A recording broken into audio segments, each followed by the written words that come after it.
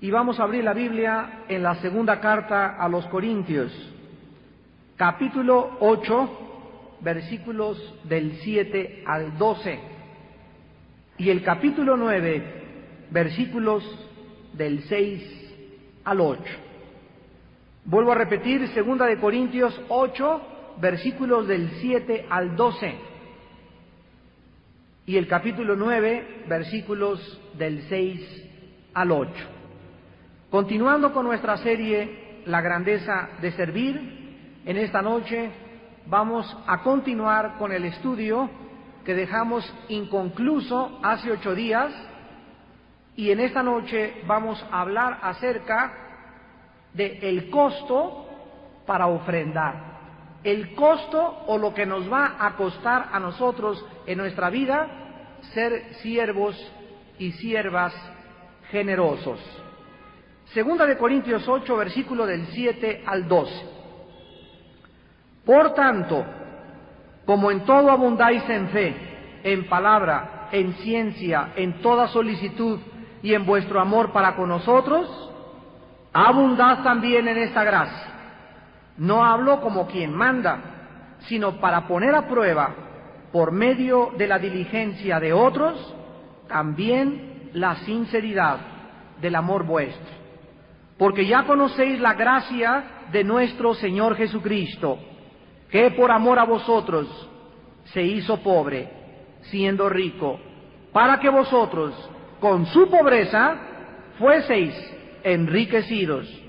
Y en esto doy mi consejo, porque esto os conviene a vosotros, que comenzáis antes, no solo a hacerlo, sino también a quererlo, desde el año pasado. Ahora pues, llevad también a cabo el hacerlo, para que como estuvisteis prontos a querer, así también lo estéis en cumplir conforme a lo que tengáis. Porque si primero hay la voluntad dispuesta, será acepta según lo que uno tiene, no según lo que no tiene. Capítulo 9, versículos del 6 al 8. Pero esto digo, el que siembra escasamente, también segará escasamente, y el que siembra generosamente, generosamente también segará. Cada uno dé como propuso en su corazón, no con tristeza ni por necesidad, porque Dios ama al dador alegre. En nuestra lección anterior aprendimos que el verdadero siervo y sierva de Dios tiene un deseo y una abundancia de gozo continua para ofrendar sin reconocimiento, sin restricciones y sin reservas. Sin embargo, esta actitud sin egoísmo, que es a la cual vamos a llegar o tenemos que llegar la mayor parte de nosotros, no se obtiene al vapor. No es algo automático, es algo que nos va a costar. Y en este estudio, en esta noche, vamos a analizar y a tratar de descubrir el costo involucrado para ser libres del egoísmo, lo que nos va a costar convertirnos en personas generosas. En el capítulo 8 se nos dio el ejemplo de los cristianos macedonios como un modelo cuando estos cristianos pobres y perseguidos dieron más allá de sus fuerzas. Ahora se les anima a estos cristianos en Corintio a llevar a cabo sus buenas intenciones hacia los cristianos necesitados en la ciudad de Jerusalén para que les ofrendaran generosamente. Mientras observamos en esta noche las exhortaciones del apóstol Pablo, vamos a descubrir que ofrendar, como la Biblia nos recomienda y como Pablo les recomendó a los corintios, les va a costar a estos cristianos como a nosotros también algunas cosas que tenemos que poner a consideración. Hay 3 cosas que nos van a costar pagar el precio para poder convertirnos en siervos y siervas generosos. En primer lugar, para poder comenzar a ser libres del egoísmo. En primer lugar, para comenzar a convertirnos en personas dadivosas. Para poder convertirnos en personas generosas. Y muchos que no estuvieron en el estudio pasado se preguntarán, ¿por qué tanto énfasis en ser generoso? ¿Por qué tanto énfasis en ser dadivoso? Porque la Biblia nos muestra que es la más grande virtud y el síntoma más grande de salud espiritual. Por naturaleza vamos a ver que nacimos egoístas. Por naturaleza somos posesivos. Por naturaleza queremos guardarnos todo mío, mío, mío, mío, mío. Y cuando entramos al cristianismo, entramos con prejuicios. Y ahí están levantando la colecta. Y están dando esto. ¿Por qué? Porque venimos de una religión donde pedían limosnas. La palabra limosna no existe en la palabra de Dios. En la palabra de Dios existe ofrenda. Y es Dios en la Biblia, no nosotros, es Dios en la Biblia el que nos manda que prediquemos todo el consejo de Dios. Hay muchos pastores que les da vergüenza predicar y enseñarle a la gente qué es lo que la Biblia dice respecto a ofrendar. Por eso hay tantas iglesias tan avaras, tan codiciosas y con tantas necesidades, porque nunca les enseñaron la bendición de poder ofrendar. En primer lugar, lo que nos va a costar para convertirnos en personas generosas y libres de nuestras posesiones es que necesitamos autoevaluarnos. Número uno, nos va a costar una autoevaluación. Segunda de Corintios 8, versículos del 6 al 9. Y dice el apóstol Pablo estas palabras: de manera que exhortamos a Tito para que tal como comenzó antes, asimismo acabe también entre vosotros esta obra de gracia. Por tanto, como en todo abundáis en fe, en palabra, en ciencia, en toda solicitud y en vuestro amor para con nosotros, abundad también en esta gracia. No hablo como quien manda, sino para poner a prueba, por medio de la diligencia de otros, también la sinceridad del amor vuestro, porque ya conocéis la gracia de nuestro Señor Jesucristo, que por amor a vosotros se hizo pobre siendo rico, para que vosotros con su pobreza fueseis enriquecidos. Las palabras de Pablo eran palabras urgentes, dirigidas a estos cristianos carnales de la iglesia de Corinto, para que evaluaran, para que se autoexaminaran sus corazones y pudieran vencer los obstáculos que les pudieran atravesar o que les pudieran detener en su deseo de ofrendar a la obra de Dios. Y aquí encontramos del versículo 6 al 9 4 cosas que nos van a ayudar a poder autoevaluar nuestro corazón. Número 1, en el versículo 6, necesitamos alguien que nos señale nuestra codicia. Necesitamos alguien, un hermano o una hermana en primer lugar, que nos muestre nuestras manchas y nuestros pecados. Dice el versículo 6, de manera que exhortamos a Tito, para que tal como comenzó antes, asimismo acabe también entre vosotros esta obra de gracia. Para poder hacer un buen examen de la manera como ofrendamos, todos necesitamos de vez en cuando un hermano imparcial que pueda señalarnos y pueda mostrarnos nuestros pecados. No sé cuántos de ustedes sean tan amigos para que le puedas tú decir a un hermano o una hermana que amas muchísimo: oye, les voy a dar un ejemplo. El otro día en México llegó un hermano y me dice: fíjate que me pasó esto, y he gastado 4,000 pesos en esto, y gasté 6,000 pesos en esto, y mi carro estaba ardiendo el otro día, y eran muchas cosas las que le pasaron a este hermano en una semana. Y hay que tener mucho cuidado en inmediatamente poner el dedo y juzgar que ese hermano le está pasando eso porque vive en pecado. De ninguna manera. Hay que tener mucho cuidado, no nos vayamos a convertir como los amigos de Job, que a fuerza querían apuntar a Job y hacerle sentir culpable que su condición era por el pecado. Hay que tener cuidado. Pero en ese momento, ¿qué podemos hacer como cristianos? Yo le dije lo siguiente. Le dije, mira, no te quiero condenar ni te quiero juzgar, pero quiero darte un consejo como pastor. En primer lugar, examina cuando comienzas a perder dinero, que en un choque, que en esto y que en el otro, primero examínate, autoevalúate delante de Dios. Señor, ¿te he robado? ¿Te he robado, Señor? ¿En cuánto tiempo no te he diezmado o cuántos meses te he robado? Y le dije, si tu conciencia está limpia delante de Dios, y a mí no me tienes que decir ni se lo digas a nadie, es entre tú y Dios, dile a Dios, Señor, mi conciencia está limpia, en el último año no te he robado, te he dado justamente lo que tú me has pedido, y si tú puedes salir libre de esa prueba, entonces le dije, no te preocupes, lo que tú estás perdiendo son pruebas de Dios, y Dios te va a dar al triple lo que el diablo te quiere quitar. Pero es importante que cuando nosotros comencemos a darnos cuenta que ya se me fue todo el dinero en los gastos médicos y ya se me fue el dinero por aquí y por allá, tengamos cuidado en que no vaya a ser el diablo el que nos esté robando. Dijo Cristo que el diablo es el ladrón. ¿Y qué hace un ladrón? ¿Qué hace el ladrón?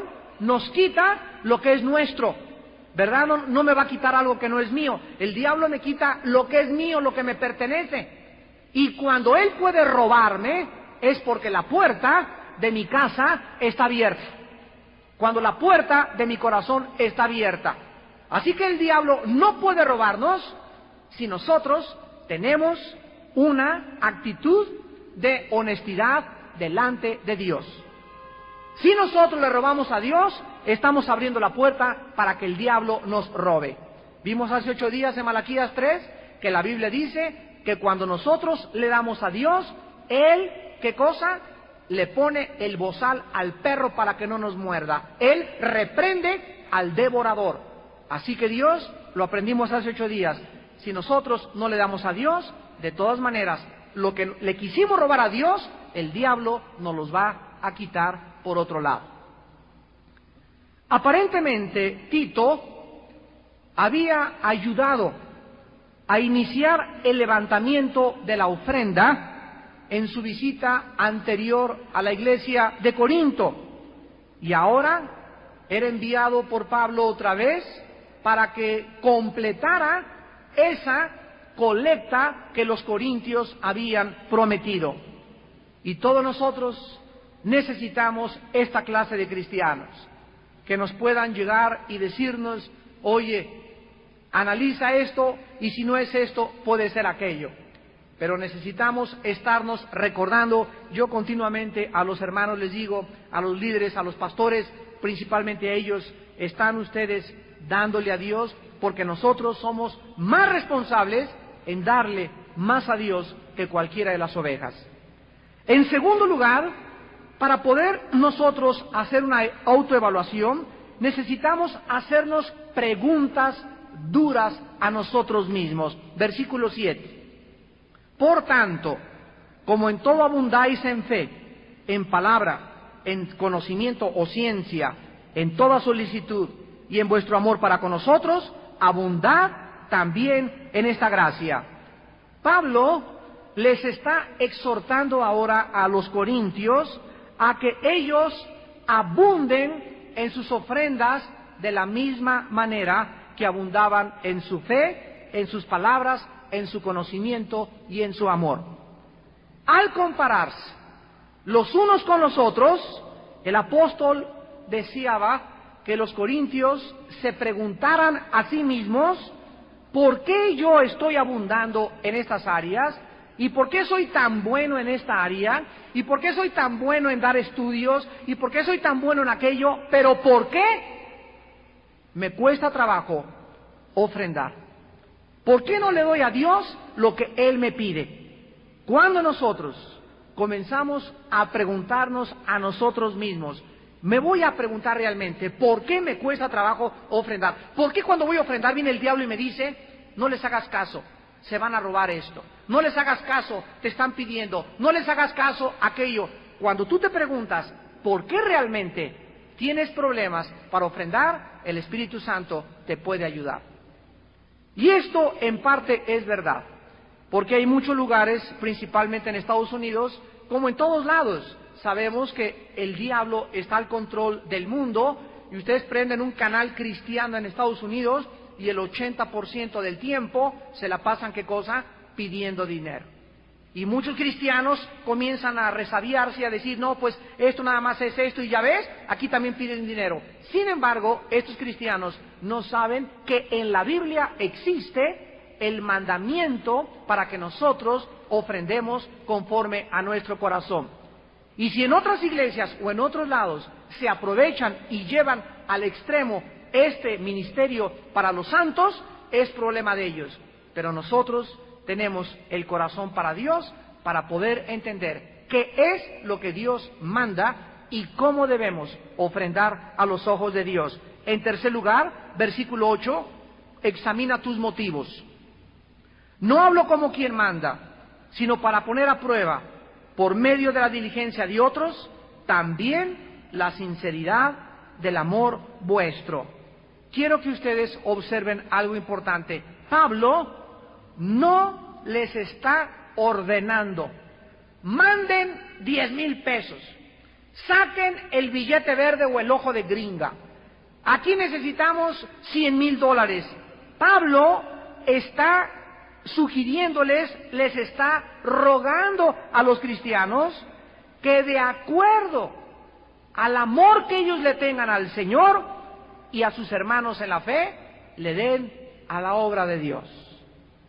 Hay que tener mucho cuidado cuando podamos ser manipulados o cuando se nos esté ordenando. Hay muchas iglesias que yo he escuchado que dicen, vamos a recoger la ofrenda silenciosa. O sea, que pasan la charola y que no caigan monedas, que solamente caigan puros cheques y billetes, ¿verdad? Esto no es bíblico, esto es un invento y una tradición y una perversión de la pura palabra de Dios. ¿Por qué? Porque hay muchas personas en las iglesias que son tan pobres, que traen 2 pesos y es lo único que traen y eso echan. Y si suena a monedas, están dando mucho más que otros que traen billetes. Así que no se nos manda y tenemos que tener cuidado con ser manipulados u obligados a que tenemos que dar tal o cual cantidad. Al preguntarles el apóstol Pablo de esta manera, les está sugiriendo que examinen sus motivos al ofrendar. Dice el versículo 8, la sinceridad del amor nuestro, o sea, ¿lo estamos haciendo realmente en amor o lo estamos haciendo por necesidad y obligados por la manipulación y por la presión que ejerce el predicador sobre nosotros? Cada quien dé como propuso él mismo. A mí nadie me va a decir cuánto voy a ofrendar. Yo tengo que proponerme delante de Dios lo que voy a dar. Cada quien dé como propuso él, como propongo yo en mi corazón. Vuelvo a repetir, y cuando yo soy avaro es porque mi corazón está enfermo. Cuando soy generoso y doy con alegría, es un síntoma que tengo una buena relación con Dios. Y en cuarto lugar, el versículo 9. ¿Cómo podemos ayudar a autoevaluarnos? Vamos a tratar con nuestra posesividad. Posesividad, versículo 9, porque ya conocéis la gracia de nuestro Señor Jesucristo, que por amor a vosotros se hizo pobre, siendo rico, para que vosotros con su pobreza fueseis enriquecidos. Todos nosotros, repito, hemos nacido sin excepción, con una tendencia terca. Vean a los niños de 1 año, 2 años, mío, mío, mío, y su hermanita va y le quita el juguete, y va y le quita lo demás, y mío, mío, mío, y aunque le dices, no es tuyo, es de tu hermanita, esa tendencia de nosotros de apropiarnos, de confiscarle a los demás, de arrebatarle a los demás, de guardarnos para nosotros, todo es lo que la Biblia llama el egoísmo. Y es el más grande enemigo de la vida cristiana. Este espíritu de poseer, de guardar, de meter debajo del colchón, debe ser erradicado de nuestro corazón lo más pronto posible, porque es el enemigo más grande que tenemos para ofrendar. Dice el versículo 9, Jesucristo vino a mostrarnos totalmente lo contrario. Él, siendo rico, se hizo pobre. Él, teniéndolo todo, se despojó de todo. Él, siendo dueño y creador del universo, vino y se vistió en harapos, como tú y como yo, para mostrarnos que si Él se despojó de su gloria, si Él se despojó de su grandeza y de todas sus riquezas, nosotros también, con cuánta mayor razón, al pagar Él en la cruz por nosotros, debemos convertirnos en personas que estemos constantemente dando. ¿Qué se celebra en la Navidad? Se celebra, de acuerdo a la tradición, el nacimiento. La palabra Navidad viene del latín natividad, que significa nacimiento. La Navidad es el nacimiento de Cristo, aunque sabemos que Cristo no nació el 24 ni el 25 de diciembre. Pero en este mes, ¿qué es lo que pasa? ¿Qué fenómeno se lleva a cabo este mes que no se lleva en 11 meses? El darnos regalos. ¿No es verdad? En este mes, aunque no es, o sea, alguien llega con un regalo y me dicen, te traigo este regalo, y les digo de broma, ¿verdad? Oye, ¿por qué si no es mi cumpleaños? Yo no fui el que nací, fue Cristo. Pero nosotros nos damos regalos unos a otros y nos intercambiamos regalos unos a otros porque implica el nacimiento de aquel que se dio a sí mismo por nosotros en la cruz. Y el espíritu que permea este mes decembrino es que las tiendas están llenas, los supermercados están llenos, los mercados están llenos de gente que está comprando y está comprando para regalar, para ofrendar, para darle a la mamá, al tío, al esposo, etcétera, etcétera, y los que se acuerdan de sus pastores a veces nos dan a nosotros. Pero todo mundo en este mes comienza a dar. Qué cosa más interesante que la mayor parte de la gente no se da cuenta que realmente el importante en esta fecha es Jesucristo.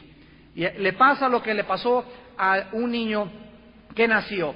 De repente una familia invitó a 20 familias y les dijo, vengan a la casa porque vamos a tener una cena para festejar el nacimiento de nuestro hijo. Y ahí estaba el niño en la sala, y entonces llegó la primer pareja y que avientan el abrigo y le cayó al niño y lo tapó. Y llegó la segunda pareja y que le avientan el abrigo y que lo tapa. Y ya estaba toda la gente ahí con la copa y jajúa y por acá y por allá festejando. ¿Y dónde estaba el festejado? Era del cual menos se acordaban. Ahí estaba debajo de 15 abrigos que le habían echado encima. Y así pasa con nosotros. Llega la Navidad y todo el mundo, la tomadera y por aquí esto y el otro y el alcohol y la cena de Navidad, y de todo se acuerdan y todo festejan, menos la persona de Jesucristo. ¿Cuántas personas en la Navidad, realmente en la cena, se acuerdan de Jesucristo? Ahí están, ¿qué hago, compadre? Y se regalan y el pavo y el bacalao y los frijolitos refritos y los elotes, etcétera, etcétera, y acaba la Navidad y ni siquiera se mencionó una oración de alabanza de aquel que festejamos, a Jesucristo, el Hijo de Dios. ¿Se imaginan que yo los invitara a todos ustedes a mi casa a festejar mi cumpleaños? Y de repente, ¿qué hubo? Y todos, ¿qué hubo, Pepita? ¿Qué hubo, Lupita? Ahí están todos. Y yo estuviera así viéndolos a todos. Y aquí estoy, les quería. Y bueno, ¿yo qué? ¿Me vienen a festejar a mí? Pero ni siquiera me pelaron, ni siquiera se fijaron, ni siquiera me regalaron nada. Y ahí estuvieron todos, pero hasta atrás, y borrachos. Y todos celebraron, menos lo más importante que era yo, que los había invitado a celebrar mi propio cumpleaños. Pues Jesucristo, siendo rico, se hizo pobre. Y dice la Biblia en el versículo 9, para que nosotros, con la pobreza de Él, fuéramos enriquecidos. Escuchen, la pobreza de Cristo nos ha enriquecido para que ahora nosotros, siendo ricos, comencemos a vivir dando a los demás. De tal manera amó Dios al mundo que ha dado. ¿Cómo se manifestó el amor de Dios? dando. ¿Qué vino Cristo a hacer? A darse a sí mismo en rescate por muchos. La palabra que describe toda la obra de Dios es dar. Se entregó hasta el sacrificio para que nosotros entendiésemos cuál debe ser nuestro espíritu que nos debe gobernar. Muy bien, entonces, en primer lugar, necesitamos autoevaluarnos. Necesitamos a alguien que nos muestre si estamos mal, hacernos preguntas a nosotros mismos, examinar nuestros motivos y tratar con nuestra posesividad. En segundo lugar, lo que nos va a costar ser siervos generosos es nuestra determinación. Nuestra determinación. La intención de los corintios era dar solamente el entre, como decimos vulgarmente. O sea, un año antes le dijeron a Pablo, vamos a ayudar a esa iglesia de Jerusalén, y le dieron a Pablo el primer pago, o lo que decimos el entre. Pero Pablo les urge en el versículo 10 y 11 a que ofrenden todo lo que ellos prometieron completo. Y en esto doy mi consejo. Versículo 10. Porque esto os conviene a vosotros, que comenzáis antes, no solo a hacerlo, sino también a quererlo desde el año pasado. Ahora pues, llevad también a cabo el hacerlo, para que como estuvisteis prontos a querer, así también lo estéis en cumplir conforme a lo que tengáis. Había pasado un año desde que los corintios habían dado su primera ofrenda, pero durante ese año, ese entusiasmo que sí, vamos a ofrendar y vamos a ayudar a la obra, pasó un año y se apagó el entusiasmo. Se comenzó a ahogar su fervor, y ahora Pablo les anima a que vuelvan a encender esa flama apagada y mantengan su determinación con el Señor. Ustedes saben, amados hermanos, que el entusiasmo y la alegría son emociones muy buenas, pero no duran sin nuestra determinación. No podemos depender simplemente de nuestras emociones. Cuando nosotros nos determinamos, cuando nosotros decidimos, esto es lo que realmente hará posible tu proyecto o tu idea. Hay muchos de ustedes que dicen, yo voy a entrar a esa escuela, yo voy a construir esto, yo voy a ser doctor, y estás muy entusiasmado, pero si tú no te decides llevar a cabo, no solamente la idea que tienes ahorita y tu emoción de lo que vas a hacer, sino que si no te decides que lo vas a llevar a cabo, todo se va a quedar en el mundo de las emociones. Necesitamos ser personas determinadas. Necesitamos llegar y cumplir lo que nosotros nos hemos propuesto. Este martes en México les di el mensaje de tomando a Dios en serio. Y yo les dije, es hora de tomar a Dios en serio. Ya pasa otro año, el 97, y se viene como en feria. Lo van a ver ustedes. El mundo de aquí al año 2000 va a ir, pero se va a precipitar como ustedes no se imaginan, de mal en peor. Las hordas de Satanás están llenando la atmósfera así por billones de billones de billones. Y Satanás está enviando demonios de división a las familias, contrapunteando hermano contra hermano, iglesia contra iglesia, padres contra hijos, hermanos unos contra otros, contra los padres, porque es el arma más grande de Satanás en esta época, dividir, porque él sabe que si comienza a dividir las familias, nos comienza a dividir a nosotros, comienza a dividir las iglesias, es fácil que venga la retaguardia de Satanás y vengan a darle la puntilla con el resentimiento y con la amargura a las personas que están divididas. Y así es como Satanás opera y no ignoramos sus maquinaciones. Así que tenemos, antes de que acabe el año, que tomar determinaciones. Señor, me propongo no solamente darte mi dinero, sino también el diezmo de mi tiempo. ¿Cuántas horas tiene el día? 24. ¿Cuántas horas duermes? 8. ¿Cuántas horas nos quedan? 16. ¿Cuánto es el diezmo de 16 horas? El diezmo. Estamos yéndonos bajito, 1 hora y media aproximadamente, ¿verdad? ¿Le das tú? ¿Le diste a Dios en este año 1 hora y media? ¿Le diste el diezmo? Ya no de tu dinero también, sino de tu tiempo. ¿Tuviste tiempo con Dios para levantarte y orar 1 hora y media o estar 1 hora y media, media hora en la mañana, media hora en la tarde y media en la noche con la palabra y de rodillas con Dios? Si ni siquiera le diste a Dios el diezmo de tu tiempo, ¿cómo esperas enfrentar el mundo tal como se viene en el poder de la carne? No vas a tener la fuerza ni la determinación.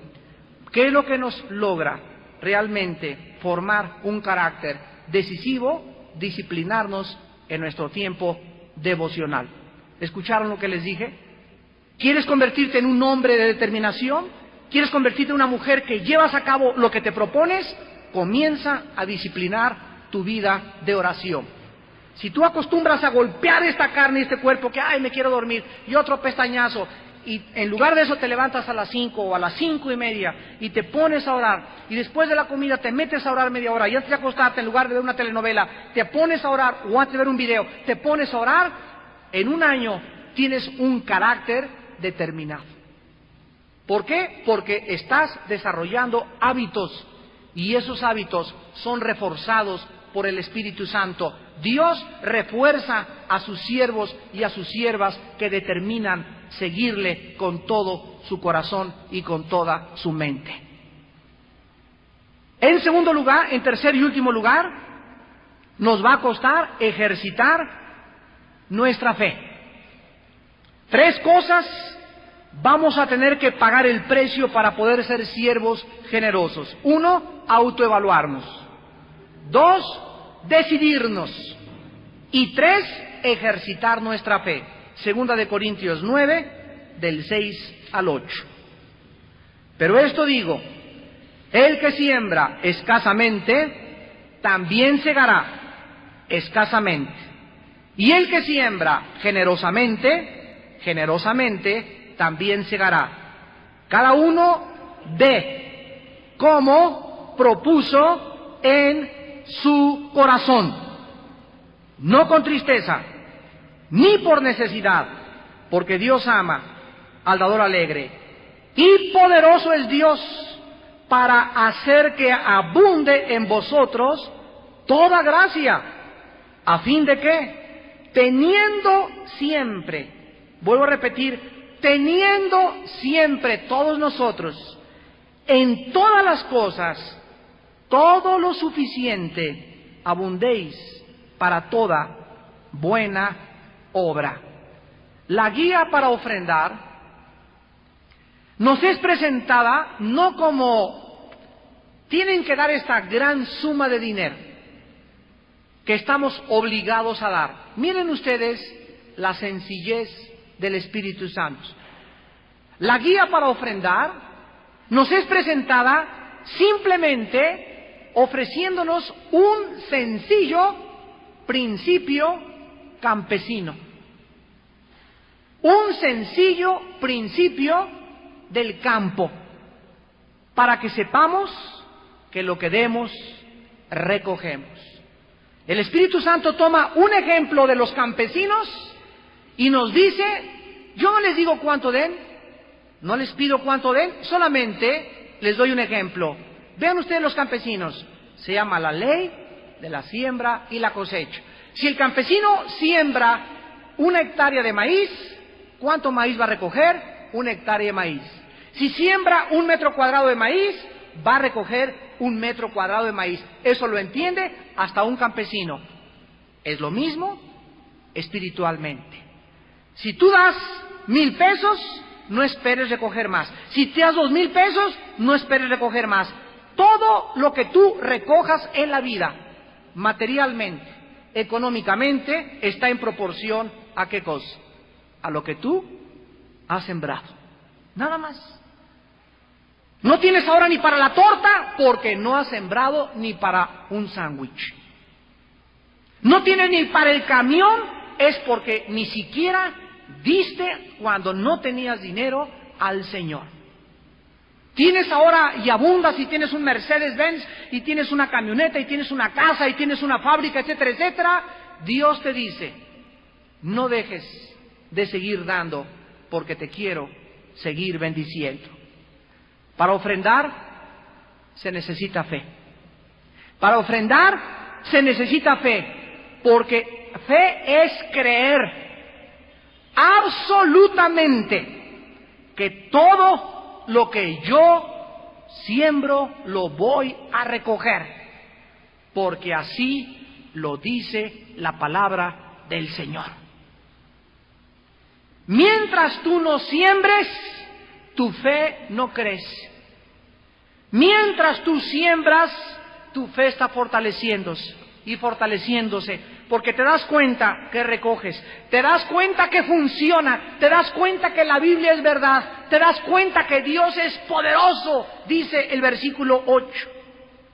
Dios, ahora que yo he comenzado a sembrar y he comenzado a dar, ahora Dios me está dando, dice, en todas las cosas, todo lo suficiente. Y aquí dice por qué, ¿verdad? No solamente Dios nos promete abundar en nuestro corazón, sino que Dios nos muestra también que Él nos garantiza y nos promete que nunca nos faltará todo lo suficiente.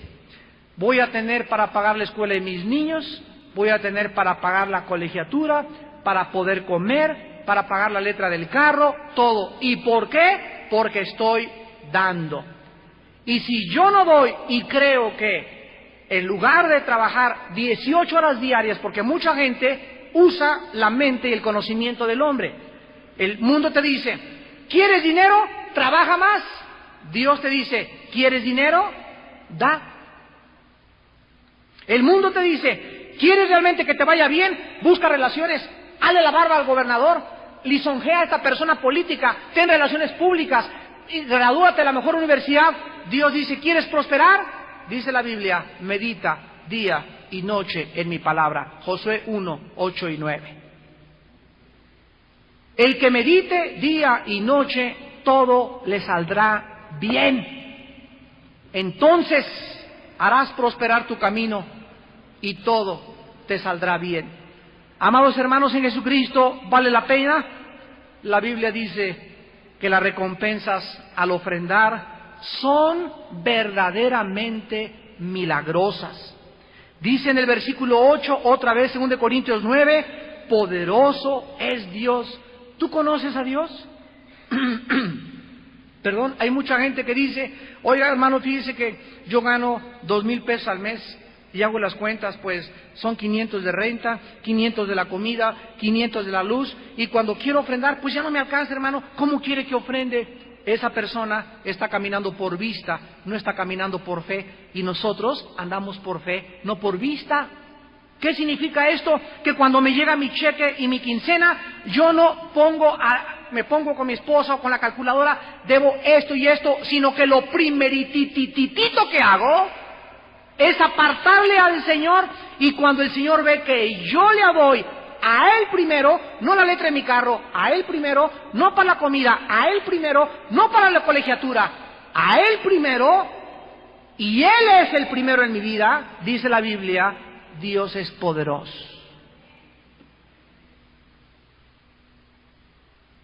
Ay, no me va a alcanzar, porque casi me muero de hambre, hermano. Entonces, ¿qué poderoso es tu Dios? ¿A qué Dios estás sirviendo? No lo conoces, por eso eres avaro, por eso le robas, por eso, porque no le conoces. Aquí dice, Dios es poderoso, El Shaddai.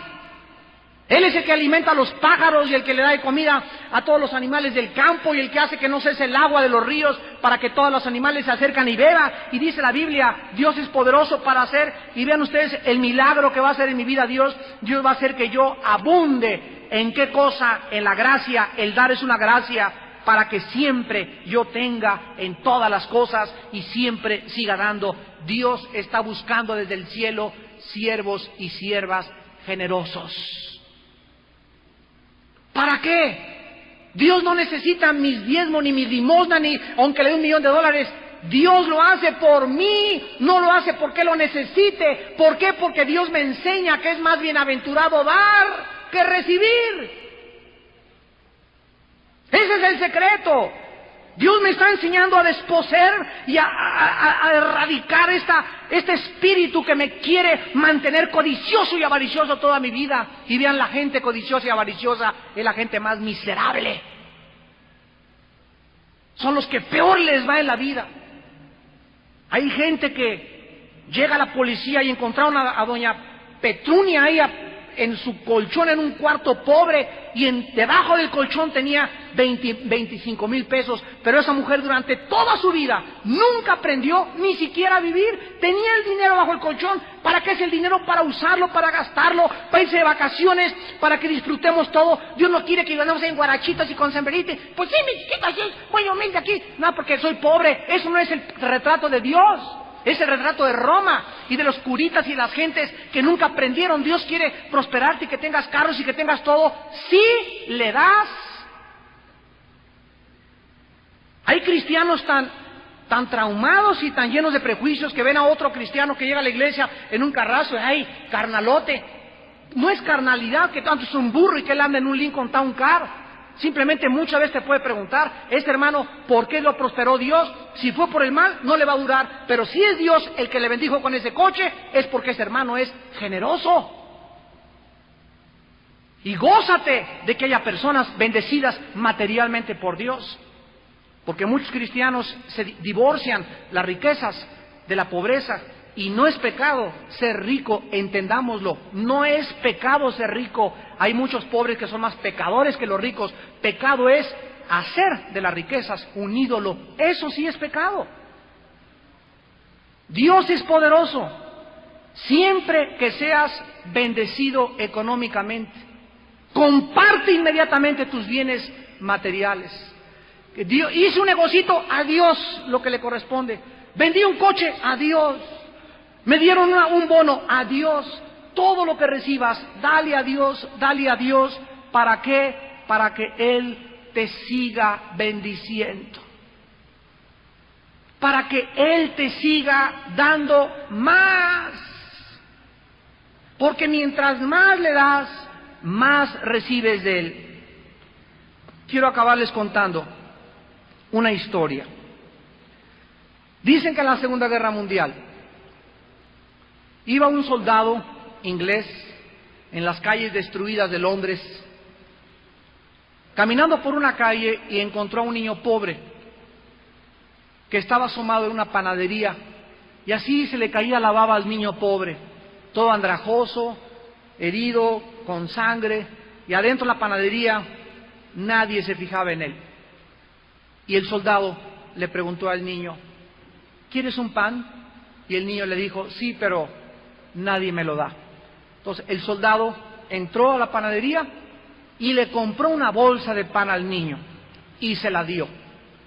Y cuando el niñito pobre vio esa bolsa de pan, levantó sus ojos y le dijo al soldado, ¿eres tú Dios? ¿Saben qué, hermanos? No cabe duda, nunca somos tan parecidos a Dios como cuando somos dadivosos. Porque Él vino a darse por nosotros. Y la característica de los que le seguimos es que no somos egoístas. Compartimos siempre más de lo que tenemos, hasta el sacrificio, porque seguimos el ejemplo de su Santo Hijo Jesucristo, que dio su vida por nosotros en una cruz. El egoísmo te matará. La generosidad te hará vivir bendecido siempre por el Dios que busca hijos e hijas que sigan las pisadas de su Hijo Jesucristo.